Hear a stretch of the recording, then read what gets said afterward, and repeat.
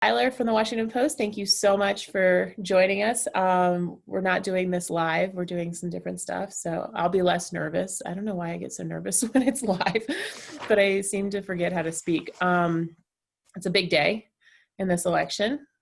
We've had far less, I think, big days than people thought, a year ago that we would have in this election. So we have this debate tonight. You wrote a piece on it, and we'll share that with everyone. It's a great read heading into the debate tonight. So I'll just ask you, historically, have debates mattered? Yeah, so the short answer is it's a mixed bag. Essentially, what I did for this piece was I looked back at every election where we had televised debates and looked at the polling trend within the last 60 days for the average for every single poll that I could find, and tried to sort of put debates into different mental categories and try to figure out what made a debate matter and what made a debate kind of not matter. And basically what I found is that it's really hard to tell ahead of time whether a debate mattered or not. So if anyone this morning is saying, I know who's going to win the debate, it's this person, that's like just not correct. Another thing is that in a weird way, expectations matter. So a lot of the times in debates, you have people going in saying like, well, the presentation of the candidate really matters and their command of facts and so on and so forth. The weird thing is that expectations probably matter more. If somebody has a reputation for being like super wooden and not great at, speaking or debating, and they do really well, that helps them a lot more than like, I don't know, scoring the perfect policy point or something like that. So that's what happened in 2012 when Mitt Romney had a reputation for being kind of not great at debates, and Obama, is once in a generation rhetorical talent. Romney did well, Obama didn't, and then essentially what happened is Romney got a boost in the polls. You can tell me if I'm going too long on any of these things. I love this. This is fascinating. Go for it. Another one is that, and you see different pattern. This actually didn't make it into the. Wait, say that again. You tuned out a little bit there. Oh yeah. A different pattern that I was talking about with one of my colleagues that didn't make it into the piece was that oftentimes incumbent presidents kind of blow their first debate because they're doing the job of being president. They're like, running around doing this, that, and the other. Their opponent is pretty like top of their game because they've been campaigning like this whole time, and that's been basically their full-time job. That's what happened in 2004 with Bush versus Kerry, is that Bush didn't really prepare as much as Kerry did. And so right after the first debate, there was a little bit of tightening in the polls, and then they managed to stop the bleeding, and obviously Bush won, but that matters. Known weaknesses matter. There's always the famous story from 1984 of Reagan kind of seeming like slow and off in the first debate, and everyone being like, is his age actually a problem? And then in the second debate, he sort of, smooths out all those concerns by performing well. And then the other one, kind of big lesson, or two last points, and then I'll be done. One is that self-immolation, if it's obvious, just don't question it. In 2000, this is the best example of it. So in the first debate of 2000, a lot of the people who were in the room thought that Gore won and thought he did, a great job and had command of the facts and so on and so forth. But on TV, it looked completely different because Al Gore, when he was debating with George Bush, did this thing where he would sigh and roll his eyes, and everybody thought it was super obnoxious. And that was actually kind of one of the turning points of the campaign. You can see the polling trend line shift from a small Gore advantage to a small Bush advantage. Bush goes on to win narrowly. A lot of things could have made the difference, but the first debate mattered for that. And then the only thing that I would say that actually gets into the, well, maybe not the only thing, but one of the things I would say that gets into the dynamics of this race in particular is that this debate comes out in a wash. It really is a victory for Biden. The thing that I've done, I've been working on, presidential modeling and elections and things like that for a few years now. And one thing that's always sort of come up with me is the importance of time. Every time I make one of these models, like a Senate forecast one in 2018, or I've had a couple pieces with a presidential one in 2020, is that time really matters. As you get closer to the election, there's just less time for public opinion to move. People get solidified. And so this is one of three sort of structured chances for Trump to change the polls. And so if he just kind of goes through this and wastes the opportunity, that's a pretty bad sign for him. Yeah, I mean, you talk about expectations. I think that that's one of something that I found more interesting throughout this crazy election. Trump has done a fairly good job of lowering expectations for Biden across the board. And I think we saw that when in Biden's DNC speech, where it seemed like all he had to do was string together a coherent sentence, and people would have thought he did a good job. And, this whole Sleepy Joe, nickname and everything like that. Is there a way that this works for the president? And or a way that this actually helps Biden? Like, how do you game that out? It's an interesting thing because it's so different from what all these other candidates have done in the past. And I don't mean that in a good way. Like in the past, like in the '04 race that we were talking about, some of the Bush people came out, if I recall correctly, and like said that John Kerry is the best debater since Cicero and blah, blah, blah, blah. And it was like really hyperbolic and, kind of ridiculous. But the point was— That's politics, right? The point was to set high expectations so that the opponent would inevitably fail to meet them. Mm-hmm. And Trump doing the opposite is a little bit baffling to me. You've seen him in the last couple of days try to walk that back a little bit, but it's really hard to do to undo months and months and months of setting really low expectations and saying, Biden is sleepy and doesn't know what he's doing and blah, blah, blah. So I guess my thought is that this is probably just not a good move. I think that oftentimes the Occam's razor explanation with Trump is that he makes a bad move, and that's why his approval rating is stuck in the low 40s, and that's why he's stuck 7 points behind Biden. And you don't necessarily need to explain it further than that. I guess there's a situation in which maybe this accidentally goes well for Trump because Biden plays into those low expectations and everyone goes, oh, he knew it. But that's a little bit of a bank shot. And I don't even know if that's what Trump is intending. So it's a little bit bizarre to me that Trump is trying to set low expectations for Biden. And the interesting thing on the flip side of that is that you just haven't heard much from Biden in terms of expectation setting. He's running, it feels like, I think back in the 1920s or something, they use this term, the front porch campaign, right? Like you do some stuff, you go, you campaign a little bit, but a lot of it is just hanging out and letting the other person end their own presidential run. So it's kind of interesting to see the differences between, Trump, trying to desperately manage the media expectations and doing these weird moves, and Biden just kind of hanging out. It's a strange election. Well, and that's the thing. I mean, to draw some parallels between 2016 and now, that's the thing that I think going into the last month or so, the HRC campaign thought we're so far ahead, let's just back off, not touch it. And it allowed for those, whatever happened with those different states, it allowed that slight surge or those, that energy to continue in Trump's favor. And so, when you talk about how all Biden has to do is, if this is a wash, that it's good for Biden, that dynamic, certainly it seems to be playing into the strategy of the Biden campaign. But at the same time, does that leave an opening for what happened 4 years ago to be happening today? Yeah, it's an interesting question. I would say there's a couple things about 4 years ago that are similar and a couple things about 4 years ago that are different. Yeah. I think it's clear that in this election, there's still that electoral college edge for Trump, and that makes the race closer than it would appear if you were just looking at national polls, right?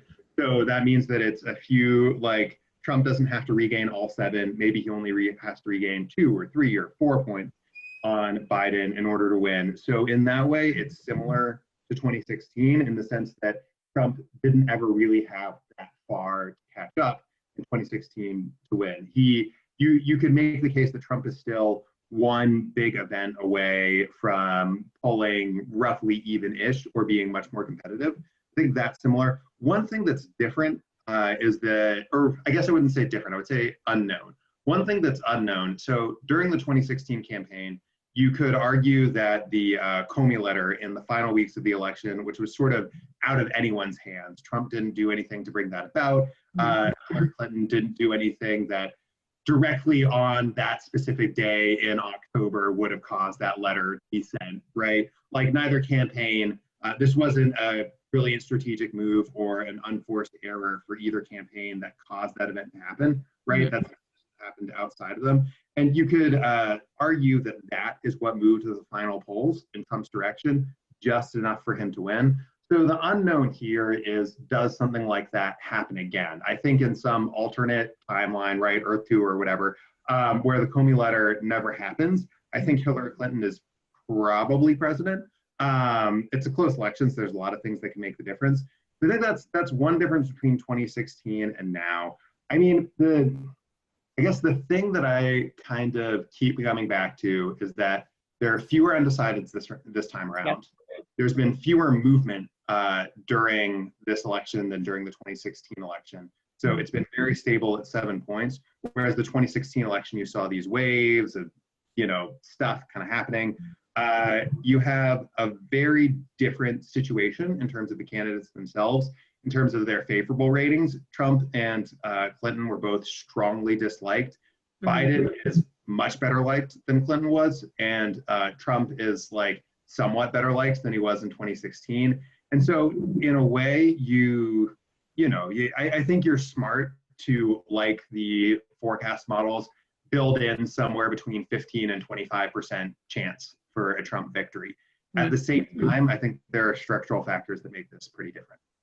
Well, and what you're talking about there, I think, has been one of the more interesting, conversations or sort of data points, is this enthusiasm, right?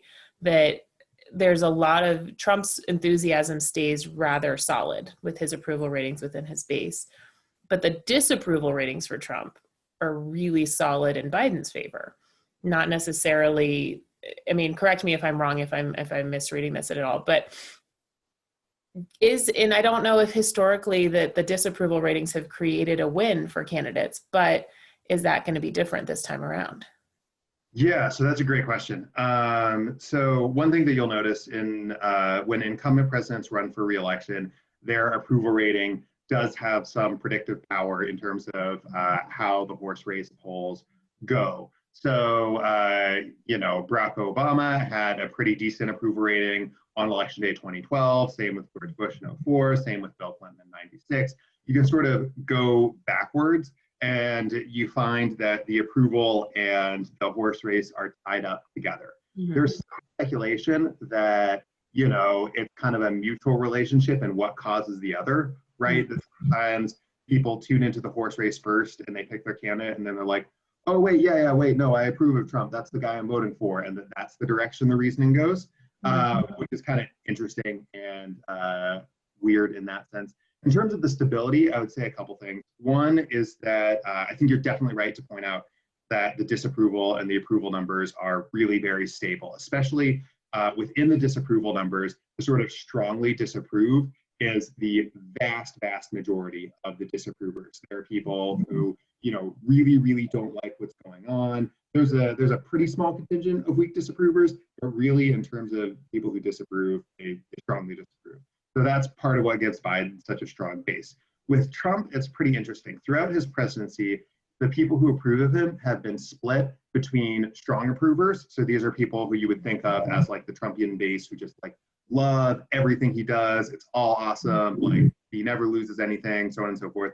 And then there's also a group of sort of somewhat approvers that, depending on the poll, is maybe a little smaller, maybe a little bigger, maybe a little equally sized. Depends on the polling and the time. But there's a significant group of somewhat approvers. And I think that group and the small sliver of unsures are really pretty important for this, because in order for Trump to win the election, he has to either win people who don't approve of him, win people over. One of those two sort of tasks.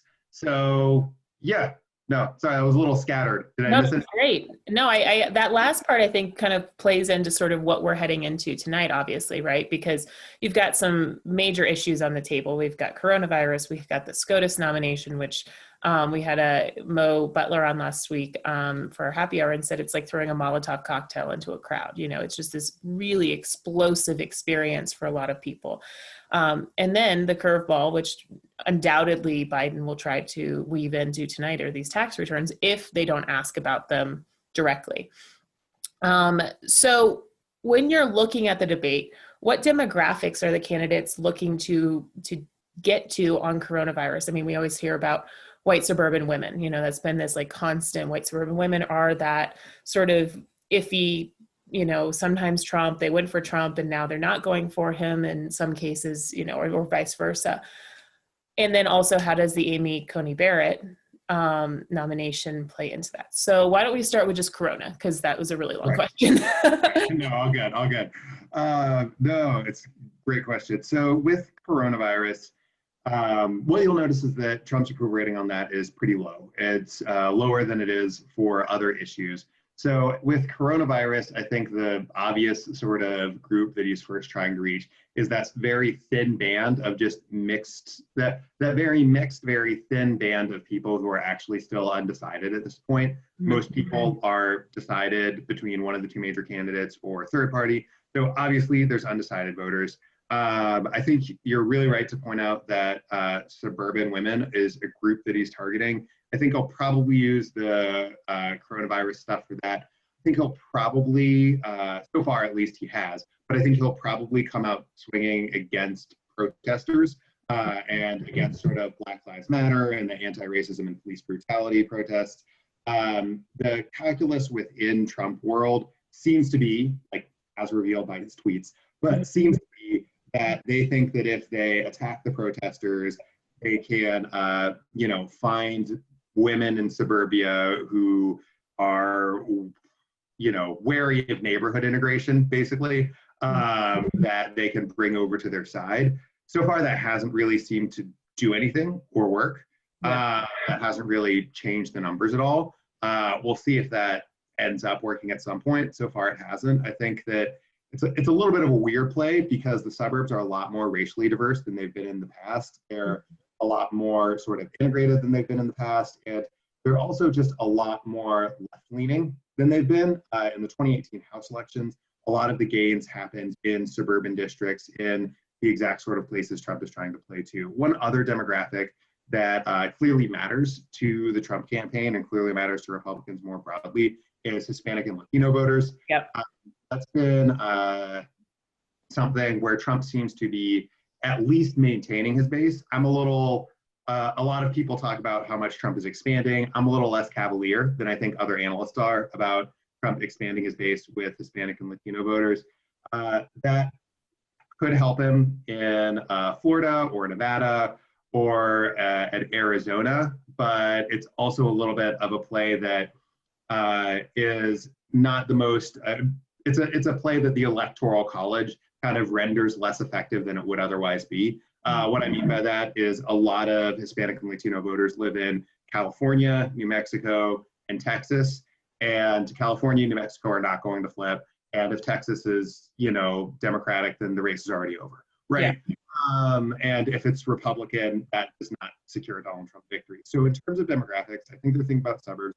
I think Biden is thinking about sort of the Obama to Trump blue-collar white voters. There's some evidence based in the sort of Midwestern polling that and seniors are two of the areas where Biden does best compared to Hillary Clinton in 2016, and that's where a lot of his gains are, specifically among, you know, white voters within those groups. I think that's big. So in terms of all that, oh yeah, Supreme Court, that's the other thing. Yeah.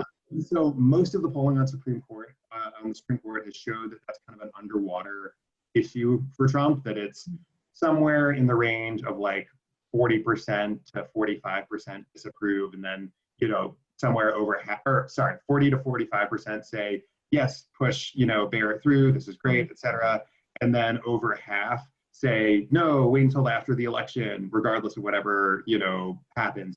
So that's, I've seen, I think, one poll that was a little bit better for Trump on that, but this seems like a pretty straightforward case of Trump kind of dancing with the person he came with, right?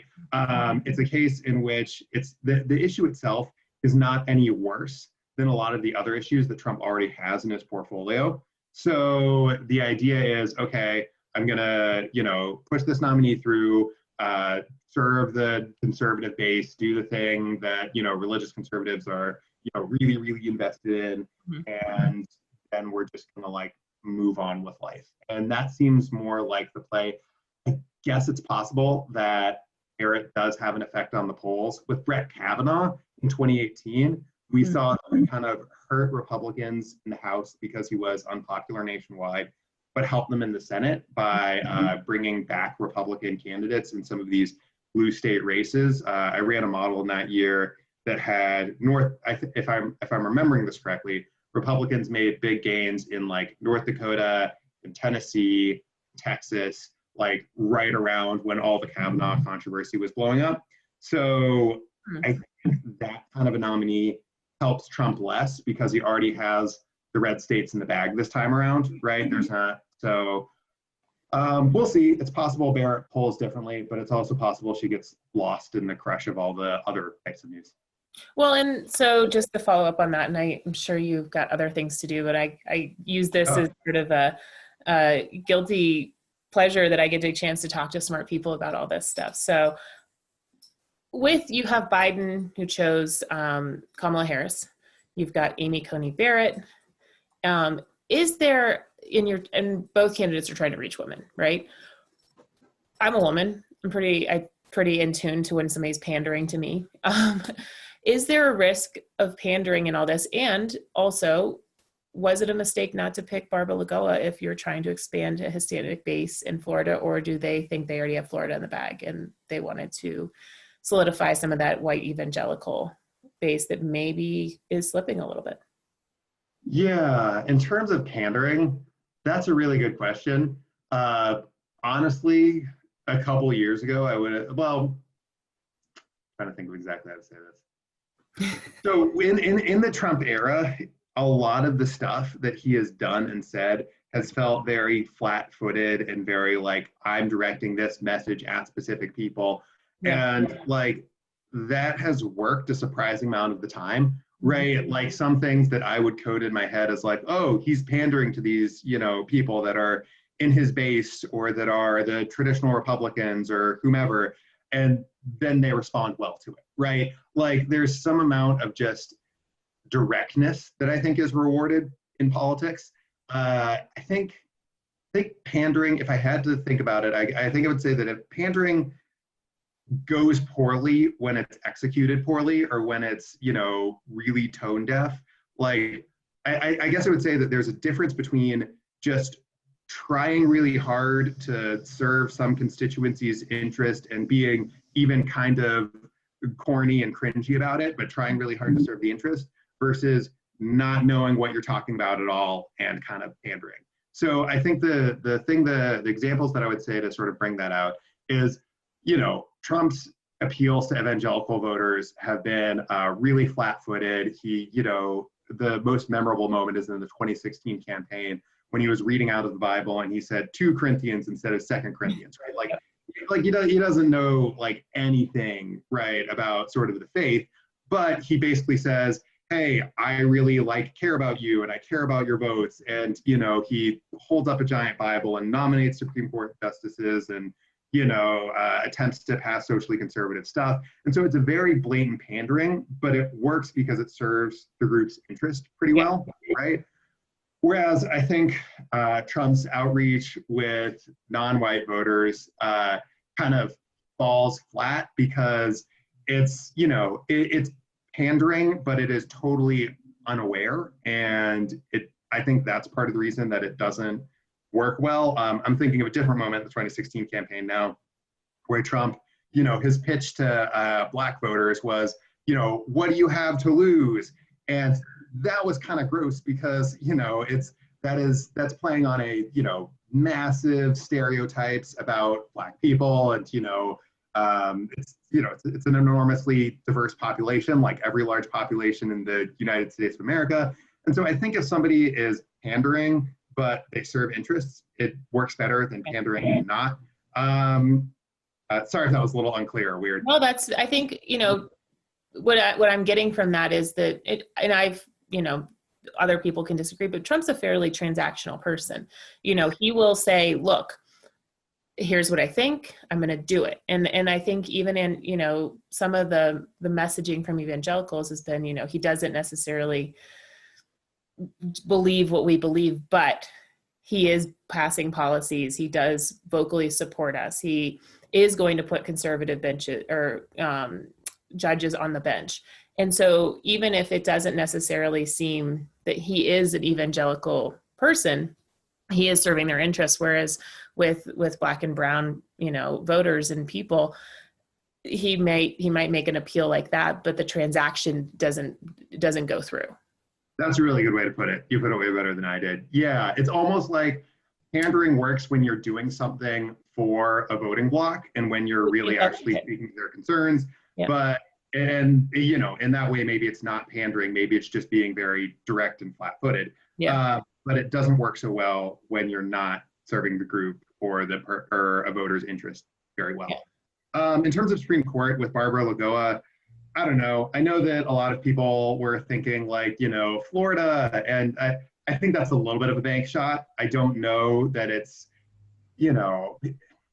voters pay a lot less attention to the day-to-day news than most people do. If I remember right, last week there was a poll that said like 22% of the public said that the Supreme Court had majority liberal on it or something like that. And then a large percent said like, didn't know. And so if Trump nominates Barbara Lagoa, like maybe that message manages to resonate with the right people in the right place at the right time. But like that's multiple different like sort of filters to fill it through. Mm-hmm. And it's a much more direct option, which just, okay, give the conservative base the person that they've been bugging me about for years and years, and do that, boom, done, move on. And that seems like kind of the strategy.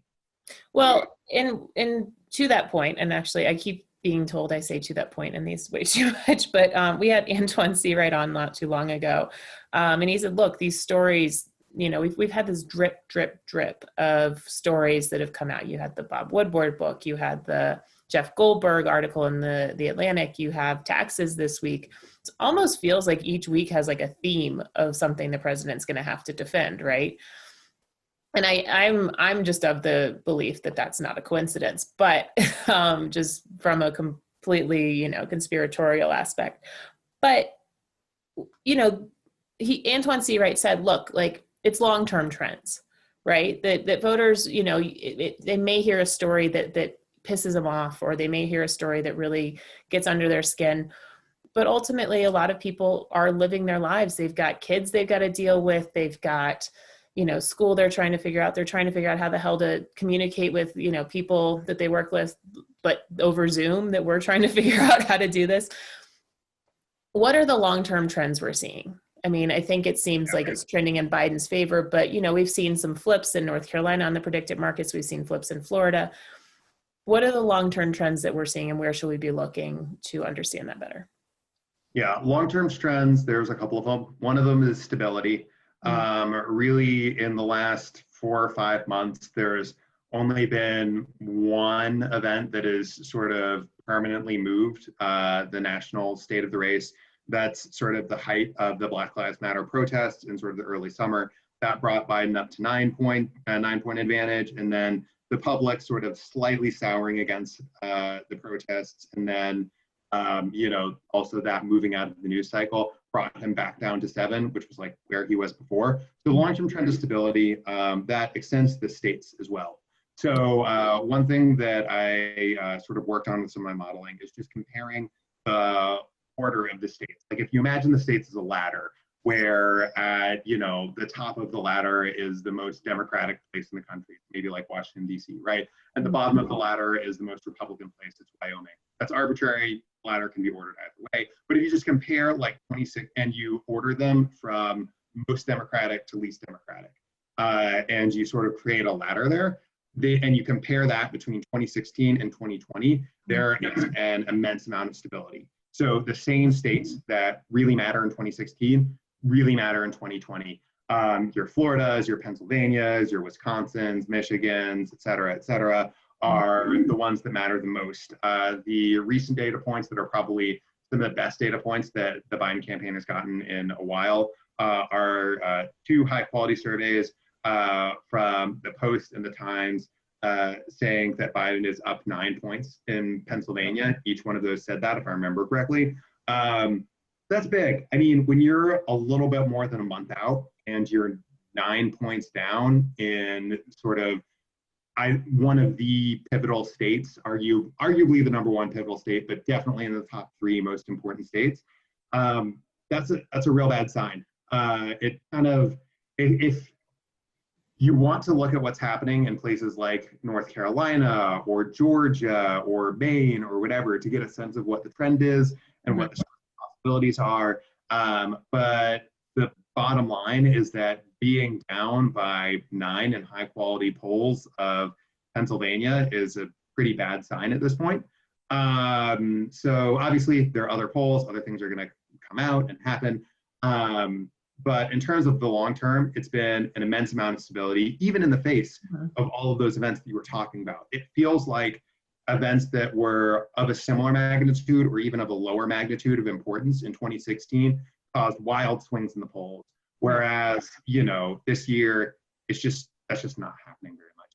Well, all of this information, I mean, most of the things that have come out would have caused a blowout in years past, right? It's fascinating to watch these enormously seemingly volatile things to come out with a backdrop of such stability within the numbers, right? Like, I mean, the Bob Woodward book would have crushed any other candidate. The Goldberg article would have sunk most people, but you have these wildly volatile experiences and a whole lot of stability within the numbers. So yeah, it's true. It is one of the weird things about this race. It feels like it feels like a couple things. It feels like everyone knows what they think of the candidates.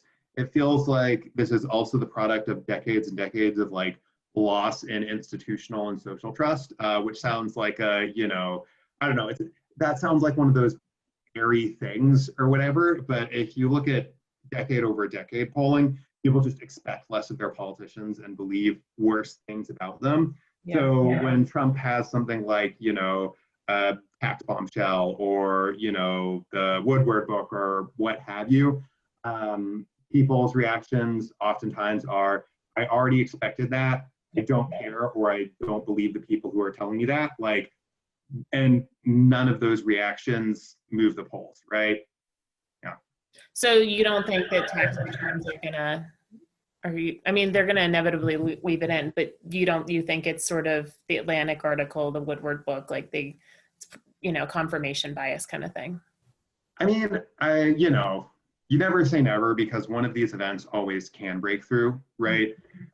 What we've seen so far, though, in the race is just, an avalanche of events and nothing really mattering and nothing really moving it. So it's possible the $750 number is pretty rough, and that's definitely from a messaging standpoint, like, that's not a news cycle that the Trump campaign wants to be inside. And Biden or the moderator is going to bring it up tonight. So there's that. But I don't know. I guess if you just had to have some kind of like prior constructed on past events and what's happened so far, it would be that things either do not matter or move the race between 1 and 2 points. So I think that's the baseline guess until you get information and update that and say, oh yeah, it didn't matter, or oh wait, it moved things a lot more than I thought it would. Yeah. Last question, just because you mentioned the key states and mentioned some of the, I guess, lower hanging fruit. Is Ohio just not a factor anymore? There was this old adage, you couldn't win the election without winning Ohio, right? Like, I just think it's so interesting that how much reorganization has happened in the last 4 years. Is Ohio just not a factor? I think Ohio is not a state that is so one concept is the tipping point state, which is the state that on that ladder, if you line it up, give the winning candidate their 270th electoral vote, right? That's the state they needed. Everything under that is the foundation. Anything they win above that is just extra bonus, right?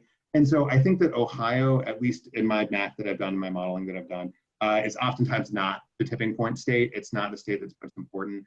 It's interesting because I think Ohio was more of a bellwether when there was less of an educational divide among white voters. So in previous elections, white voters with a college degree and without a college degree didn't vote as differently as they do today. But Ohio is a state that has a significant chunk of Appalachia inside of it. It is a state that is blue collar in comparison to some other states. It's a state that also does not have very many Hispanic and Latino voters. So the gains that Democrats have made, with that group have not really reflected as strongly in Ohio as, say, in, New Mexico. So I think that those are all factors for why Ohio matters less. The fact that it's competitive is a pretty bad sign for Trump because, in theory, given the sort of coalition that Trump puts together, like Ohio should not be something that he has to think about very hard. And in the 2016 election, if you look at the final results, it wasn't. He won by high single digits if memory serves. So, in terms of Ohio, it's not the bellwether state anymore that always decides the election, but in a way, the changes that happen there kind of reflect the Trumpian realignment more clearly than almost anywhere else. What are the tipping point states for both candidates? I mean, Florida and Pennsylvania sort of dominate the discussion there. The way to think about tipping point states is closely contested and high electoral votes, right? Those are the states that usually are tipping points in sort of simulations. So even though, say, New Hampshire is a state that has a lot of swing voters, it's not often a tipping point state because a little bit more Democratic now, but also because it has, just 4 electoral votes. So Florida and Pennsylvania are far and away the top ones. Arizona is another possibility that's kind of snuck in there. Pennsylvania or Wisconsin, Michigan, those are some of the big ones. Actually, if you give me 2 seconds, I'm going to actually look at the spreadsheet real quick that I have of possible tipping point states that I ran from a model to make sure I'm not missing any. Do you think North Carolina? Yeah, North Carolina is one possible one. Nevada is one possible one. I mean, there's some that are like not 0 chance, but not high. Like in this version of the model, Minnesota has like a 1 to 2% chance of being the tipping point state, which is better than most states, which is 0. But yeah, I think that's, I mean, really Pennsylvania and Florida dominate the landscape. And then you have kind of a second tier behind that. Well, David Byler, thank you so much for all of your time today. We really appreciate it. I told you I wanted to do Byler's B-side. So all the stuff that wasn't making it into your articles and all of those spreadsheets and all of that data, I think would be great. So this is just a little taste of that, and always enjoy talking to you. I feel smarter after it. So thank you so much. Oh, thanks for having me. This is a lot of fun.